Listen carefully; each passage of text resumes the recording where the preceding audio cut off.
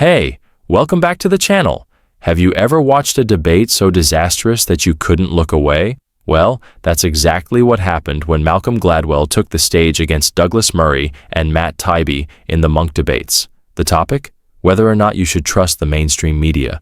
At the start, 52% of the audience sided with Gladwell, but by the end, that number had dropped to just 33%.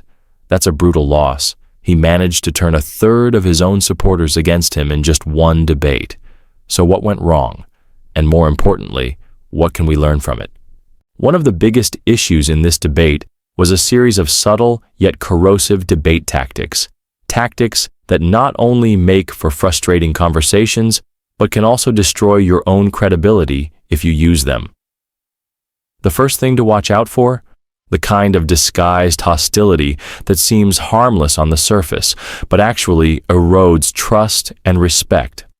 Malcolm, for instance, took small jabs throughout the debate, covert sniping disguised as innocent remarks. At one point, he made a little joke about Douglas's earlier reference to the Canadian trucker protests. One of my stories won't be about the truckers, who I think have been well defended by my colleague Mr. Murray. A tiny dig, wrapped in humor. But then, repeatedly throughout the debate, he mispronounced Matt Taibbi's last name and shortened Douglas's full name in a way that came across as dismissive. At first glance, these might seem like simple mistakes, but the real intent became much clearer after the debate. On his podcast, Gladwell revealed his mindset going in, saying he had already judged Douglas as someone who opposed immigration simply because of his background. He literally admitted, "I walked in thinking he's a piece of shit." So when you go back and replay those little jokes and mispronunciations with that knowledge, they don't seem so accidental anymore. They were likely meant to subtly undermine his opponents, and after an hour of it, Douglas finally called it out with a sarcastic, "Well, Mal." Now, in the real world, if you're facing someone who takes these kinds of digs, the best approach isn't to lash out immediately. Instead, giving them the benefit of the doubt and responding with warmth can disarm them. The show Ted Lasso is full of great examples of this in action. Even when someone insults him, Ted turns it around with good humor. "You're a legend for doing something so stupid." And he just grins and says, "Well, I've heard that before, but here I am, still dancing." If someone repeatedly crosses the line, though, you don't just smile and take it. You call it out, strategically. The next major issue in this debate? Strawmanning. Twisting an opponent's argument into an exaggerated or completely false version to make it easier to attack. Matt Taibbi made a point about how, in the 1950s, Americans had more trust in journalists like Walter Cronkite because they had to report to a broad audience rather than today's niche markets. Instead of engaging with that argument, Gladwell twisted it into something completely different. Why would you have such affection for a time when the media was entirely run by elite white men? He brought this up repeatedly, as if Matt was saying he wished the world looked like 1955 again, something he never actually argued. When you're up against this kind of misrepresentation, you have to call it out directly. A gentle approach can work, like saying, "I think you're misinterpreting my position." But if the misrepresentation continues, a firmer response, like Douglas's, might be necessary. "I'm going to take this more seriously than you did in your endless creation of Strawman, which has just been ceaseless this evening." That kind of blunt call-out can put a stop to it. But if your goal is to actually persuade an audience, it's even better to offer your opponent a way to back down without feeling humiliated. But here's the trickiest debate tactic of all: overloading. This is when someone forces you to defend yourself from an accusation that has nothing to do with the actual discussion, just to put you on the defensive. And that's exactly what played out here. Malcolm notices a subtle tension between Douglas and Matt, sensing that they're not entirely aligned in their arguments.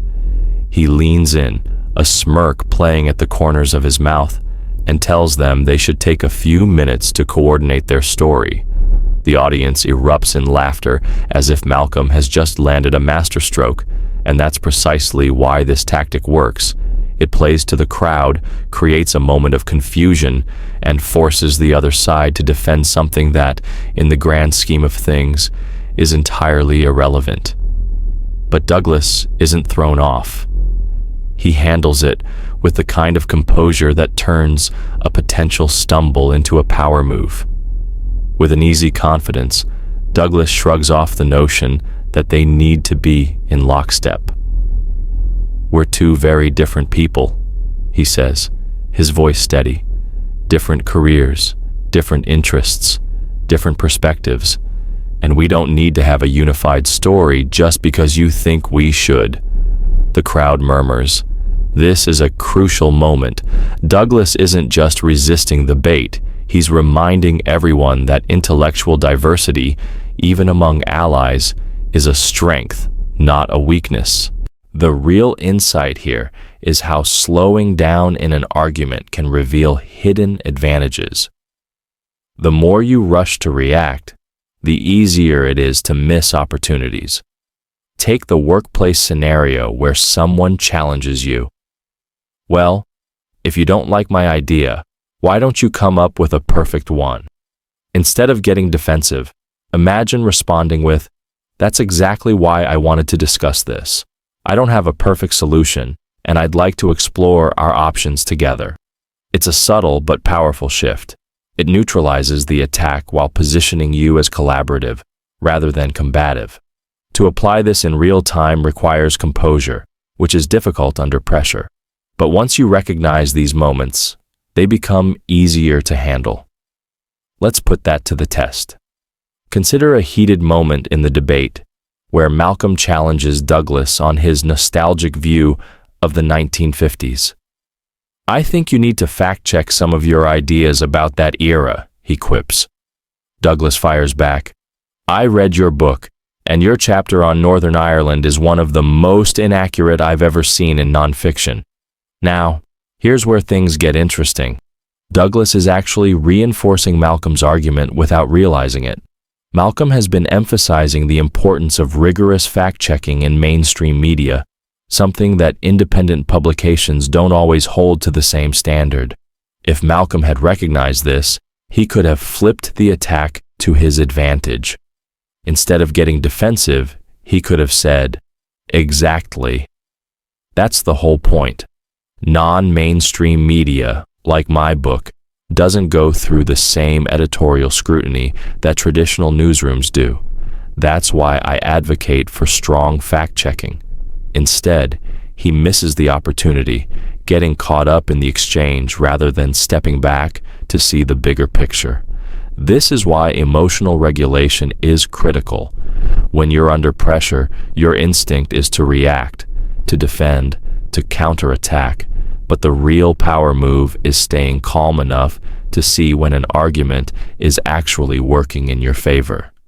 And that brings us to another common pitfall: projecting bad faith. Malcolm, in his closing remarks, sums up his opponent's stance by suggesting that their main issue with mainstream media is that it's run by people who think differently from them, and that makes them uncomfortable.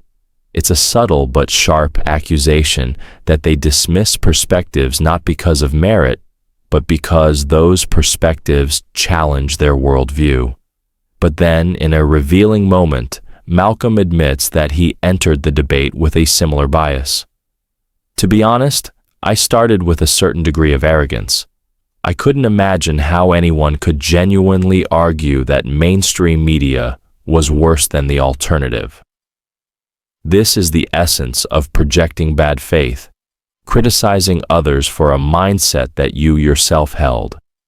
Instead of recognizing and owning his initial bias, Malcolm directs that accusation outward. It's a common psychological defense mechanism, but in debates, it weakens your position. The real lesson here is that true intellectual honesty requires acknowledging your own blind spots before calling them out in others.